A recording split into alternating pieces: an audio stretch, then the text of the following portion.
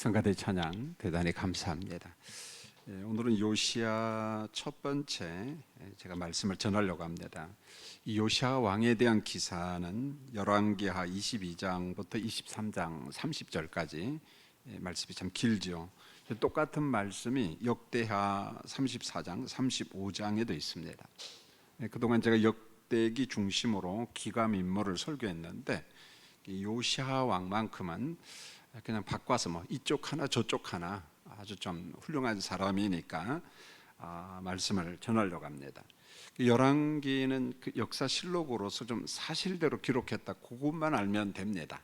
그래서 여러분들이 성경을 읽을 때, 맥체인 성경을 읽을 때 내가 열왕기 상하를 읽으면은 이 왕에 대한 객관적인 평가가 있다, 그 정도 알면 되고, 혹시 역대기 상하를 읽으면은 귀감 인물 위주로 그 예배적 관점에서 포로 후기 백성들에게 어떤 격려, 위로하기 위해서, 도전을 주기 위해서 그런 기감 위주로 말씀을 기록했다, 그 정도만 알면 되겠습니다.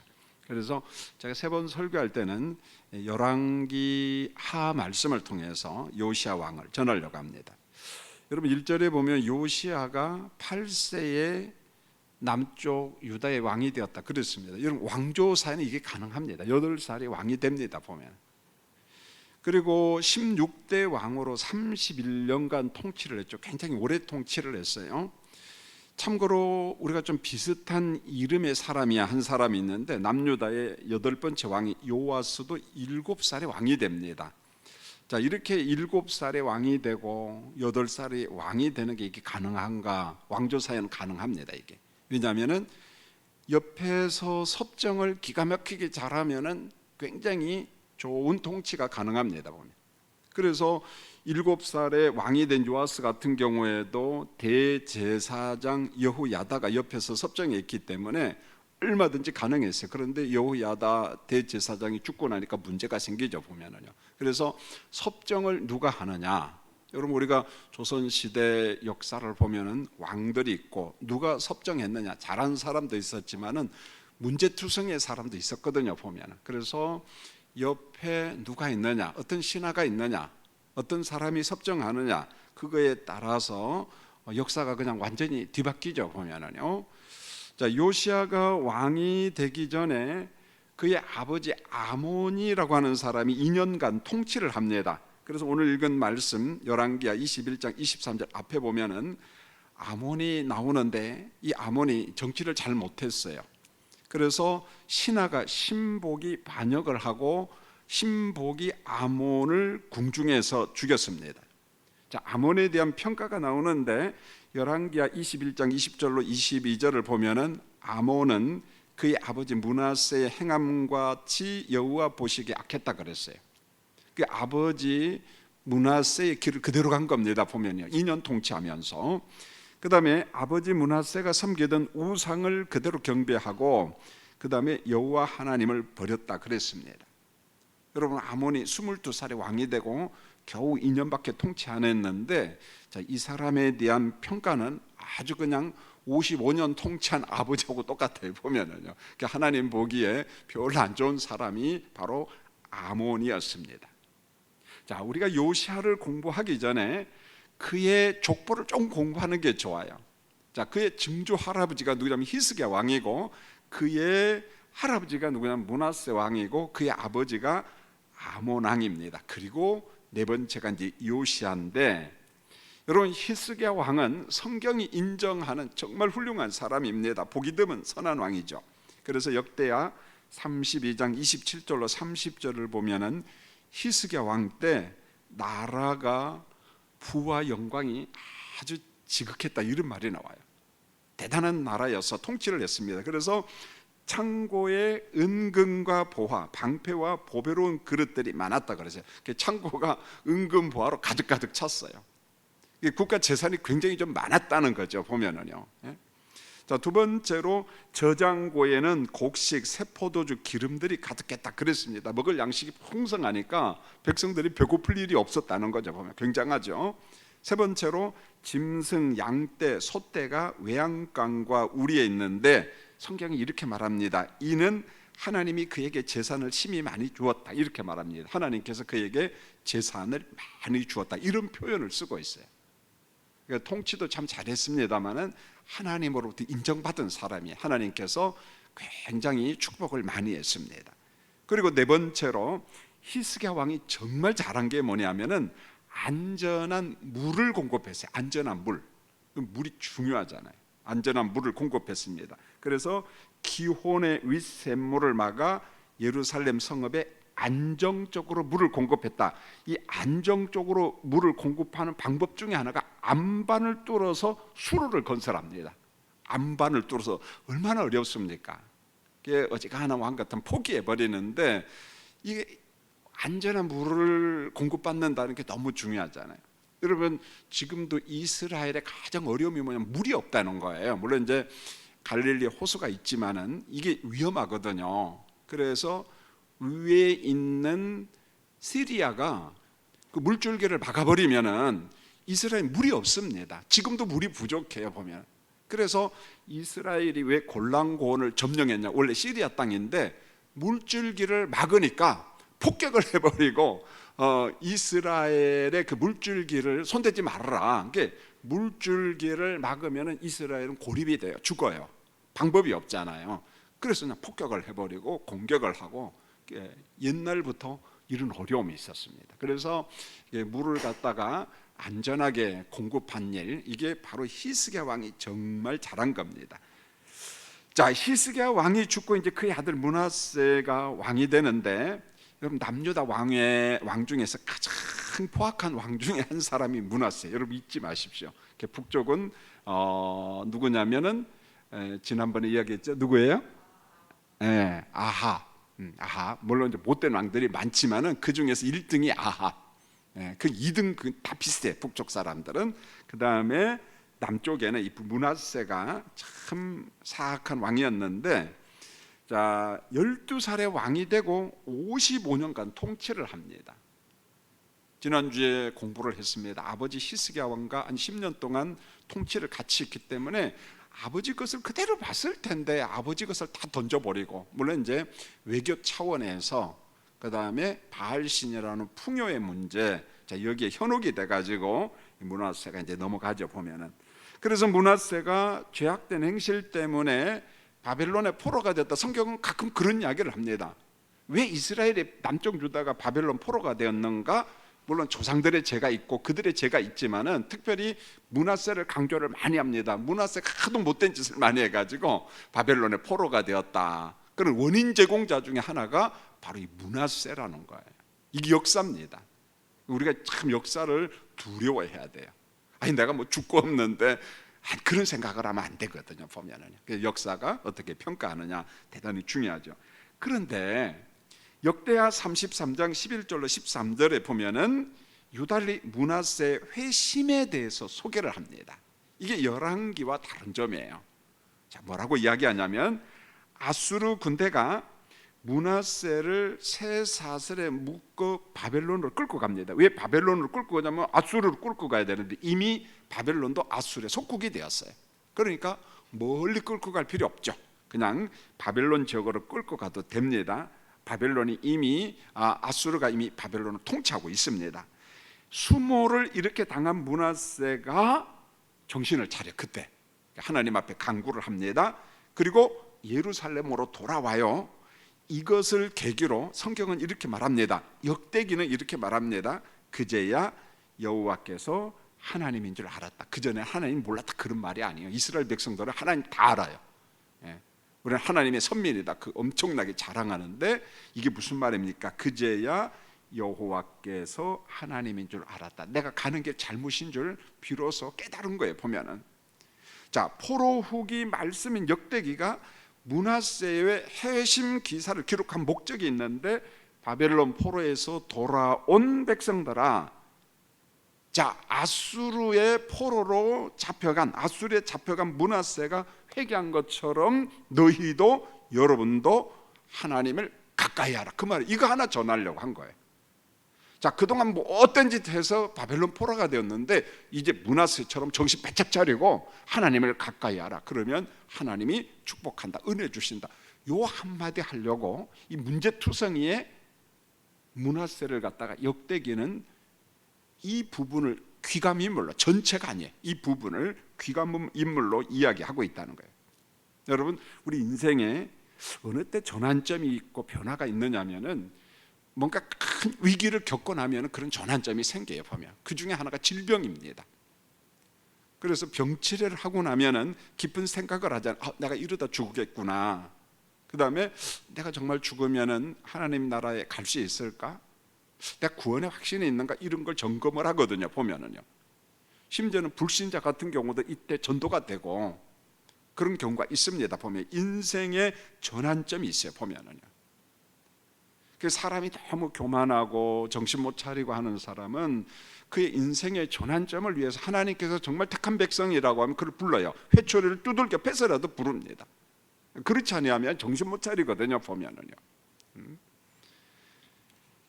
하여간 므낫세는 왕이지만은 아수르에 잡혀간 다음에 정신을 차려요. 그래서 돌아와서 그 예배를 좀 강조하고 우리가 하나님 앞에 좀 붙어 있어야 되지 않느냐, 요걸 좀 강조를 합니다. 이게 참 므낫세가 잘한 게 이거죠. 보면은. 자, 그 다음에 므낫세를 이어서 아들 아몬이 이제 왕이 되는데 아버지 므낫세의 길을 그대로 가요. 그래서 왕하 21장 20절로 21절 이야기했습니다. 아몬이 그의 아버지 므낫세 행함같이 여호와 보시기에 악을 행하고 아버지가 섬기던 우상을 그대로 섬기고. 여러분, 이 당시 우상 숭배는 뻔합니다. 바알 숭배, 아세라, 몰렉, 아스타로, 1월 성신. 1월 성신은 말 그대로 천체를 섬기는 거잖아요. 보면은요. 저는 이 설교를 준비를 하면서 우리나라 고려 시대, 고구려 시대 이거 다 볼 것 없고 그냥 조선 시대만 좀 보자. 사실 저도 목사이지만은 성경 역사보다도 우리나라 역사는 잘 몰라요. 그래서 오늘 제가 책을 2권을 했어요. 조선시대 왕들에 대해서 내가 연구를 다시 한번 해야겠다. 그동안 고종에 대해서 공부하고 이런 사람 했는데 전체를 놓고 공부를 좀 해야 되겠다. 그래야만이 좀 덜 미안할 것 같아요. 성경의 역사는 너무 안 돼. 대한민국 사람이 대한민국 역사를 모르면 좀 안 되잖아요. 보면. 그래서 곰곰이 생각하니까 조선시대에는 정말 인정받는 왕이 누군가. 어차피 조선시대는 유교 문화를 꽃피운 사람이 존경받는 사람이에요. 유교 문화와 연관된 사람이잖아요. 그래서 태조 이성계가 조선을 건설할 때 유교를 이용을 하죠. 보면 제사 제도를 이용을 합니다. 그러니까 중국의 제사와 이성계가 도입한 제사는 개념이 달라요. 사실은 그것을 정치로 이용을 하죠. 보면은 그게 이제 조선시대 유교 문화를 꽃피웠는데, 자, 어찌됐든지 간에 여러분 한번 생각해 보세요. 어떤 조선시대 왕이 정말 희스기야 왕 같은 사람이었을까 보니까 세종 같은 사람, 성종 같은 사람, 이런 사람들은 정말 훌륭했거든요. 정말 으뜸이었어요. 자, 반대로 므낫세와 같은 사람, 아몬과 같은 사람도 있어요. 대표적인 세조 같은 사람, 그 다음에 연산군 같은 사람, 철종 같은 사람은 이거 어쩌다가 왕이 된 사람이에요. 강화도에서 농사 졌거든요. 네, 강화도에서. 여러분 아는 사람은 이름 연석국 이런 데 한번 나오지 않겠는가. 근데 안동 김씨가 세도 정치를 할 때 누구를 세울까, 그러니까 만만한 저 강화도에서 한 남자를 데려다가 왕을 딱 시켜놓으니까 공부한 적이 없거든요. 글도 몰라요. 아무것도 몰라요. 그러니까 자기들이 마음대로 하는 거죠. 그 나라가 몰락해버리고 말죠. 보면은요. 물론 이제 고종 같은 사람은 참 마음이 아프잖아요.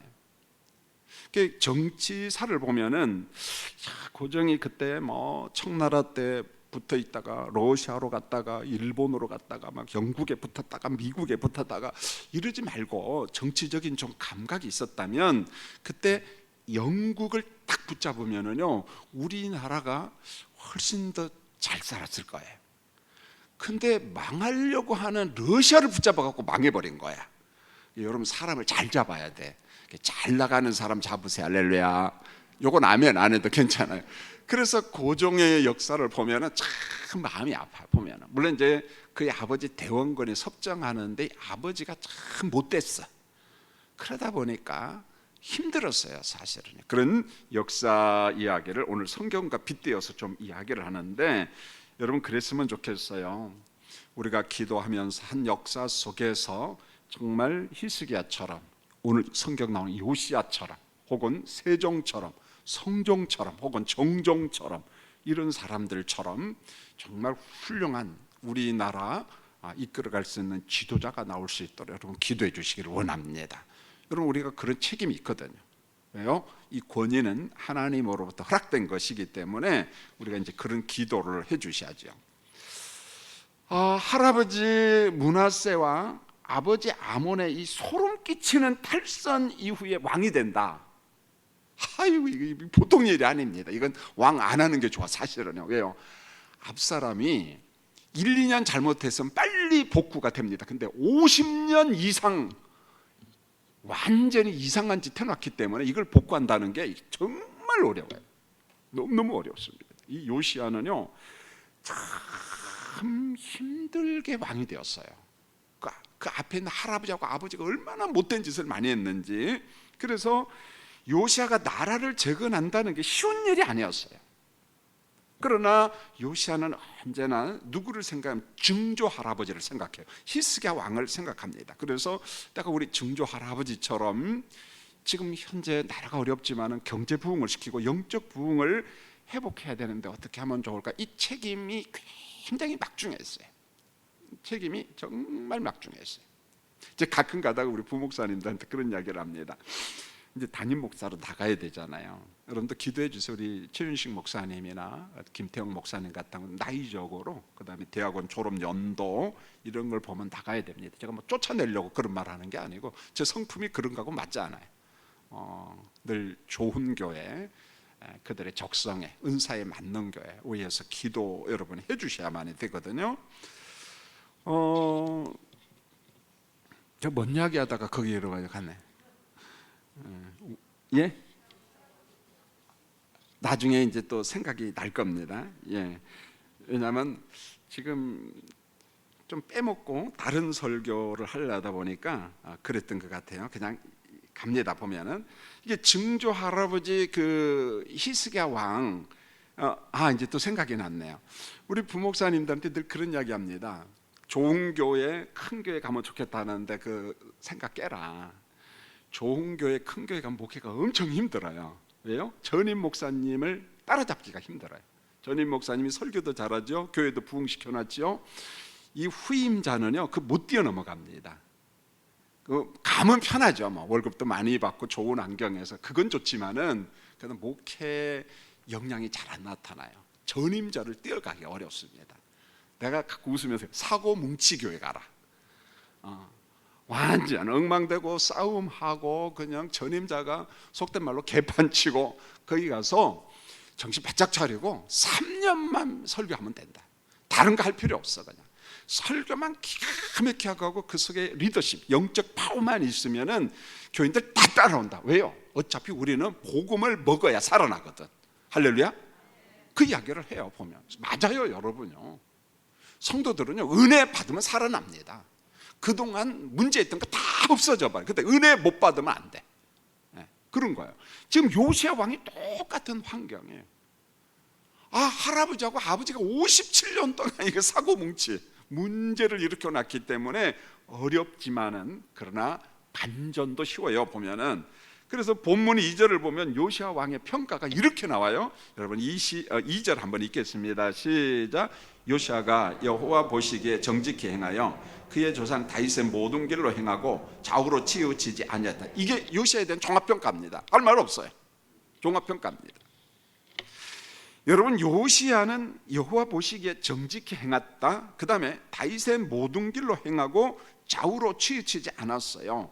여러분 율법 계명이라고 폿대를 보고 곱게 걸어갔다는 거예요. 그저 뭐 곤모술수쓰지 아니하고 하나님 말씀 붙잡고 그냥 가자. 다윗의 모든 길. 여러분 다윗의 길이라는 말은 성경에서 굉장히 중요해요. 여러분이 자녀들을 위해서 기도할 때 이런 기도해요. 다윗의 처음 길을 걸어가게 해주세요. 다윗의 모든 길을 걸어가게 해주세요. 그때 부정적인 것은 빼고 다윗의 처음 길을 걸어가게 해주세요. 여러분, 이게 다윗의 길이라는 말이 이런 거예요. 다윗이 아들 솔로몬에게 유언 명령을 하잖아요. 죽음 직전에. 그게 열왕기상 2장 1절로 3절입니다. 여기서 이렇게 말해요. 아들아, 너는 힘써 대장부가 되라. 이게 무슨 말입니까? 이때 말하는 대장부는 하나님의 명령을 지키라, 하나님의 말씀의 길을 걸어가라, 그거예요. 그러면서 구체적으로 모세의 법률, 계명, 율례, 증거를 기록된 대로 지키라. 그리하면 무엇을 하든지 어디로 가든지 형통한다. 이게 다윗의 길이에요. 이게 다윗의 길입니다. 시내산 계명의 길을 걸어가는 순종의 길을 성경은 다윗의 처음 길, 다윗의 길을 그렇게 이야기했어요. 여러분, 이 길을 걸어가는 자가 대장부다. 다윗이 그래요. 요시야는 대장부였어요. 다윗의 길을 그대로 걸어갑니다. 다윗의 길을.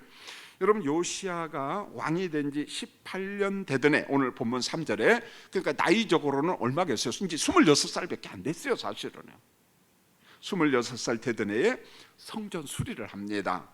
5절에 보면은 대제사장 힐기야와 서기관 사방과 함께 성전 보수 공사를 합니다. 여러분, 보수 공사를 안 하면 지금 성전이 엉망진창이에요. 왜요? 57년 동안, 아니 한 50년 넘게 성전을 돌보지를 안 했어요. 할아버지하고 아버지가 이상한 제단이나 만들고, 뭐 1월 성신이나 만들고, 뭐 이상한 것이나 만들고.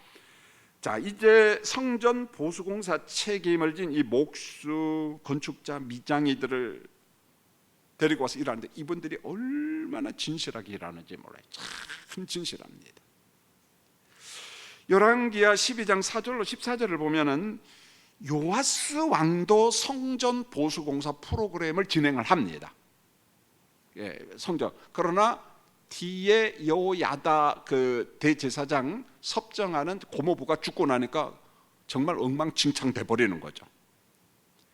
자, 오늘 본문 4절을 보면 요시야 왕도 성전 보수공사 프로그램을 따라 성전 수리를 하는데, 이때 대제사장 힐기야가 하나님의 성전에서 율법책을 발견합니다. 물론 성전 수리 공사할 때 오늘 성경에 보면 두 가지 돈이 나와요. 백성들이 은을 주었다, 그런 말도 나오고, 성전에서 돈을 좀 찾아냅니다. 아마 어딘가 돈이 숨겨졌는데 그걸 찾아낸 것 같아요. 그래서 그 돈을 가지고 성전 수리를 하죠. 그런데 돈만 찾는 게 아니라 더 중요한 것은 뭐냐, 성전에서 대제사장 힐기야가 율법책을 발견을 합니다. 율법책. 자, 8절을 보면은 율법책을 발견하게 된 사연이 있는데요. 자, 이런 겁니다. 본래 율법책은 어디에 있어야 되냐면 언약궤 옆에 있어야 돼요. 언약궤 옆에 있어야 됩니다. 자, 어디 보니까 이렇게 나오냐? 신명기 31장 26절. 자, 스크린 보고 한번 읽겠습니다. 시작. 이 율법책을 가져다가 너희 하나님 여호와의 언약궤 곁에 두어 너희에게 증거가 되게 하라. 자, 모세 오경에 보니까, 신명기에 보니까 시내산 율법을 받았잖아요. 말씀을 받았는데 이 율법책을 어디에다 두어야 된다고요? 언약궤 옆에다 둬야 돼. 그런데 언약궤는 어디에 있어요? 성전에 어디에 있어요? 지성소에 있잖아요. 그런데 문제가 생겼어요. 이걸 분실해 버린 거야. 말씀을 분실해 버린 거예요. 왜 분실했느냐? 므낫세가 하나님을 버렸어요. 우상을 섬길 때 엉망으로 만들거든요. 그러니까 어떻게 해요? 성전 관리하는 대제사장과 제사장들이, 야, 이걸 어떻게 하지? 이 말씀을 어디다 잘 보관해야 되는데. 그러니까 보관 차원에서 성전 어딘가에 감춘 거예요. 못 찾을 곳에다 감춰야죠. 그런데 오랫동안 이걸 못 찾아버린 거야. 혹시 우리 여자 성도님들 그런 경우 있잖아요. 집에 은금, 보물, 폐물이 있으면은 그냥 보는 장롱에다 넣어두나요? 꼭 어디다 숨겨놓나요? 그러죠. 숨겨놓죠. 그런데 깜빡하고 잊어버리죠. 근데 아무리 찾아도 못 찾아. 이사 가려고 하니까 쏙 나와. 그래서 막 수지 맞죠. 잃어버렸던 것을 찾으니까. 여러분, 우리 한국 교민이 미국에 가서 돈을 많이 받았는데 세금 같은 문제가 있기 때문에 저축을 함부로 못했어요. 이런 게 시민권이나 영주권 취득도 못했고, 그러니까 어떻게 하느냐, 돈을 많이 벌었거든요. 이 동양권 사람은 가면 돈을 봅니다. 베트남 사람도요 돈을 엄청나게 벌어요. 가면은요 신기하리만큼. 그러니까 돈을 갖다가 몰래 숨겼어요. 그런데 숨기다 보니까 싹 잊어버렸어. 그런 간증이 많아요. 미국에 가면. 누군가 그러더라고요. 우리 후배 목사님이 자기 처형은 돈을 항아리에다가 숨겼는데 뉴저지 체리힐에 사는데, 체리 있잖아요. 체리힐 동네가 있는데 그게 체리가 많아요. 보면 단지에다가 딱 숨겼는데 어디다 숨겼는가를 잊어버렸어. 근데 엄청나게 부자야 이분이. 근데 그 돈도 많이 숨겼는데, 그래서 땅을 파고 집을 지려다 보니까 뭔가 쨍그랑 소리가 나더래. 항아리에다 숨겼는데 그때 찾은 거야. 근데 어떻게 물이 들어가갖고 다 썩었어. 그걸 보고 애통해하고 원통해하고, 그러면서 그 간증을 제 후배 목사가 이야기를 하는데, 그 친구는 지금도 필라델피아에 살고 있습니다. 형, 돈 썩은 냄새 엄청나더라 이 말이에요. 돈도 냄새가 지독하게 나는가 봐요. 여러분, 우리가 그 정도 안 가져서 천만다행이죠. 돈도 그렇다는 거예요. 그런데 오늘 여기 보면은 이 율법책을 므낫세 때문에 고이고이 간직해줬어.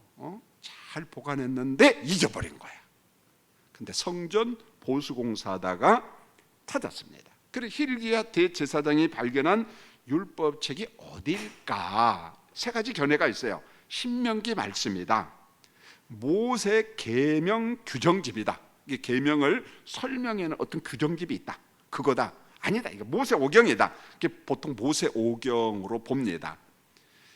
그리고 요시야 왕은 서기관 사반이 읽어주는 말씀을 듣고 오늘 11절에 보니까 그의 옷을 찢어요 죄를 깨닫고 회개를 합니다. 어느 부분을 읽었을까? 신명기 28장을 읽은 것으로 봐요. 순종의 복, 불순종의 저주. 그러니까 불순종 저주 기사를 쭉 듣고 난 다음에 우리가 이것 때문에 망했구나, 우리가 이것 때문에 몰락했구나. 그리고 막 옷을 찢고 하나님 앞에 회개한 것이죠. 여러분, 오늘 본문 13절을 보면은 이런 거예요. 우리 조상들이 이 책의 말씀을 듣지 아니하며, 율법의 말씀이 있는데 그걸 듣지 않았다는 거예요.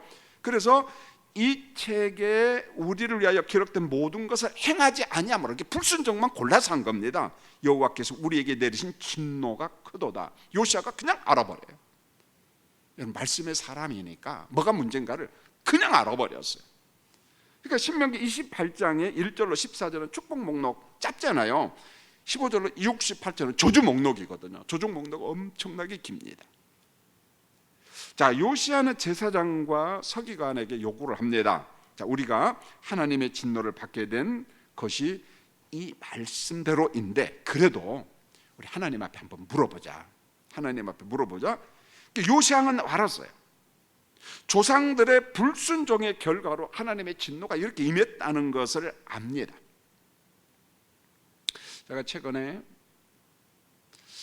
금년 1월달에 이 북한과 관련된 책을 제가 5권을 읽었어요. 한 2000페이지를 읽었던 것 같아요. 근데 왜 1900년도에 보면은 1990년대 막 수해도 나고 홍수도 나고 기근이 왔잖아요. 엄청나게 못 먹고 못 살았어요.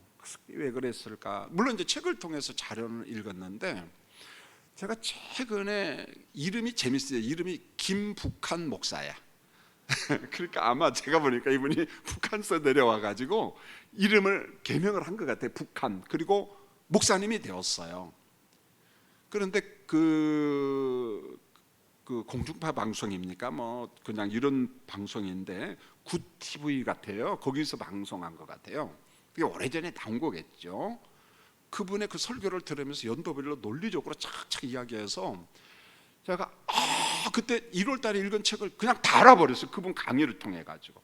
그래서 우리 가족 단톡방에다가 시간 있으면 한번 들어봐라. 왜 북한이 이렇게 못 먹고 못 살았는가.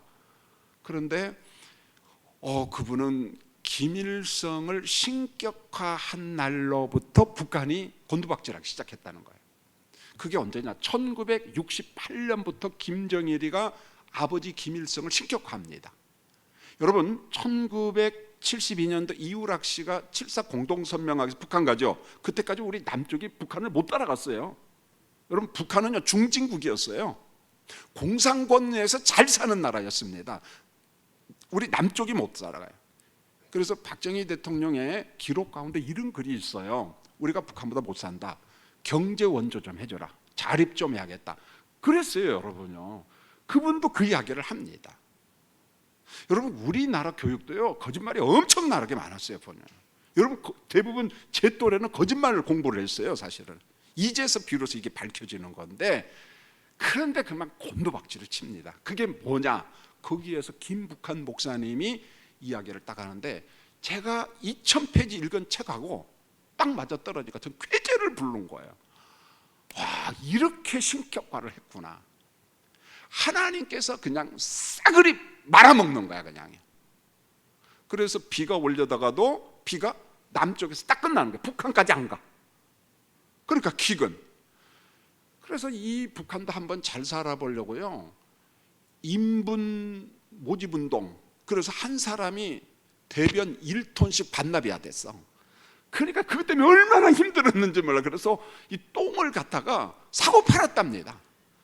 별짓 다 했어요. 한번 농사 져가지고. 그 다음에 그 땅을 갖다가 밑에 있는 땅, 위에 것은 이제 산성화가 되었으니까 밑에 있는 땅을 겉으로 이렇게 바꾸는 거죠.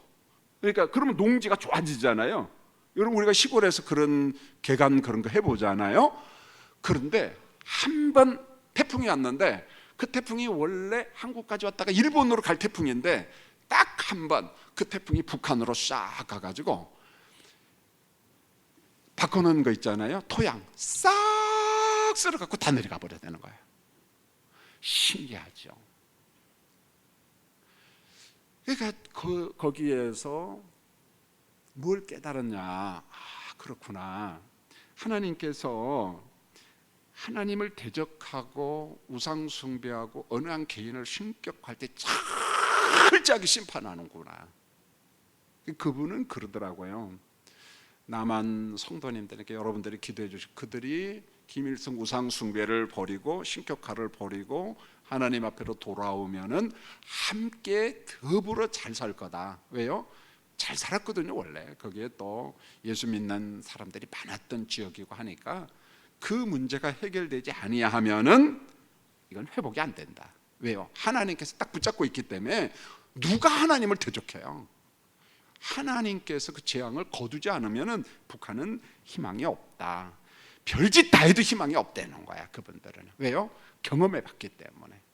그렇습니다. 여러분, 우리가 우상 숭배하고 하나님을 대적하는 거 정치권이나 이런 사람들 함부로 하는데요, 나라 말아먹을 사람들이거든요. 그럼 기도해 주셔야만이 돼요.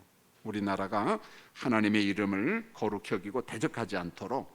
그래서 요시야 왕은 조상들의 불순종의 결과로 하나님의 진노가 임한 것을 알지만, 그래도 명확하게 하나님의 뜻을 좀 알자. 이때 유명한 선지자, 아주 거룩한 선지자가 있는데, 여자 선지자 훌다라고 하는 사람이 있어요. 남편은 14절에 보니까 궁정 예복을 주관하는 살롬의 아내인데, 예루살렘 둘째 구역, 이게 예루살렘 둘째 구역이 뭐냐면 지금으로 말하면 예루살렘 신시가지입니다. 신시가지예요. 다산동 같은데, 다산동 신시가지에 이 여인이 살고 있었는데, 선지자 훌다의 답변이 나와요. 쭉 17절, 18절, 19절을 정리하면은 조상들이, 이 백성들이 하나님을 대적해서 19절에 보니까 내가 이곳과 그 주민에게 대하여 빈터가 되고 저주가 되리라. 빈터는 뭡니까? 유다와 예루살렘이 황폐해진다는 거예요. 저주는 뭡니까? 유다와 예루살렘이 비참한 환경의 심판을 받을 거예요. 백성들이 놀랄 거다, 이런 말이에요. 그 이야기를 하는 거예요. 여러분, 19절과 같은 말씀이 종종 있어요. 예레미야 44장 22절에 보면은 여호와께서 너희 악행과 가증한 행위를 더 참을 수 없으셨으므로 너희 땅이 오늘과 같이 황폐하며 놀램과 저주거리가 되며 주민이 없게 되었나니. 하나님을 대적하고 하나님의 말씀을 보르면은 너희 땅이 황폐가 하고 빈터가 되고 놀램과 저주거리가 되고 주민이 없게 되고. 북한이 그렇다는 거예요. 제가 볼 때는요, 빈터가 돼요. 황폐해집니다. 인간적인 방법을 다 동원해도 안 된다는 거예요. 인분을 그렇게 뿌리니까 인분 싹 쓸어가 버리고요. 그 다음에 산에 가면은 거름 같은 거 있잖아요. 나뭇잎 하니까 싹 이상 없어져 버리고, 인간적인 방법을 다 동원하면 동원할 때마다 하나님이 다 거둬간다는 거예요. 그걸 북한 사람들이 보고 설명할 방법이 없는 거예요.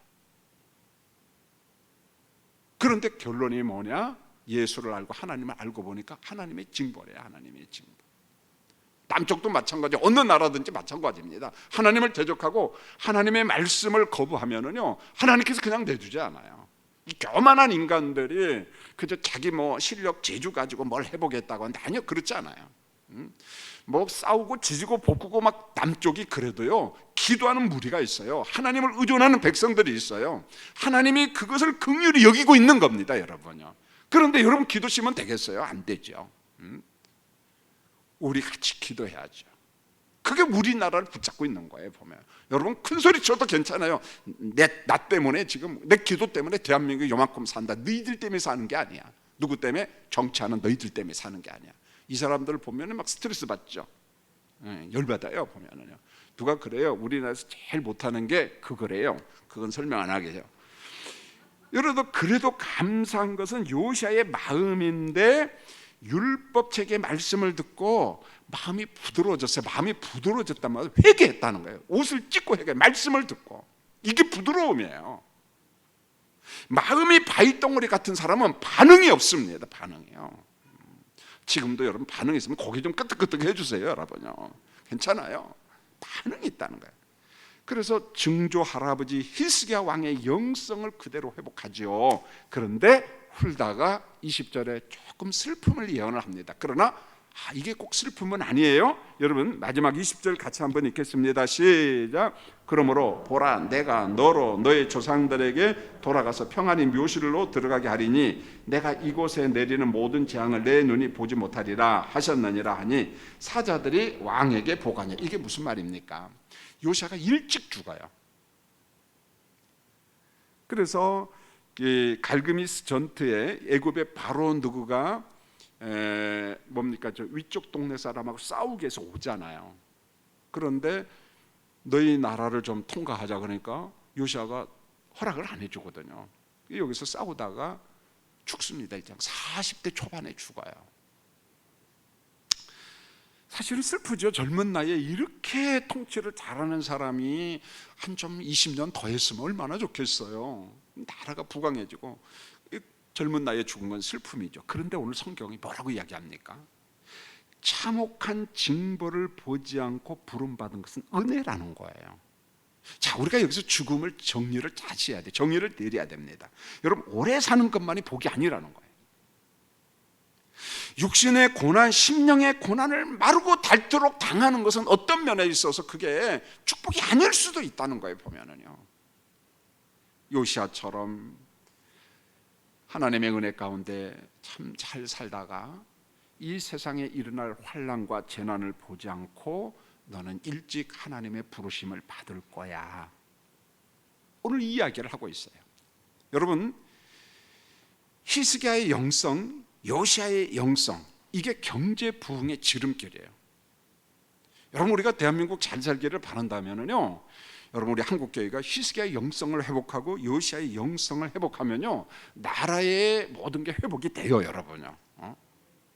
다시 한번 우리 기도의 물줄기를 좀 잡았으면 좋겠어요. 성도님들, 여러분 시간 내는 대로 금요기도 혹은 새벽 예배 나와서 다시 한번 우리나라 히스기야의 영성과 요시아의 영성의 회복됨으로 말미암아 경제가 부흥되고 모든 게 부흥되도록, 주변에 열강이 있어도 하나님이 붙잡고 있으니까 문제가 없다는 거예요. 보면은요.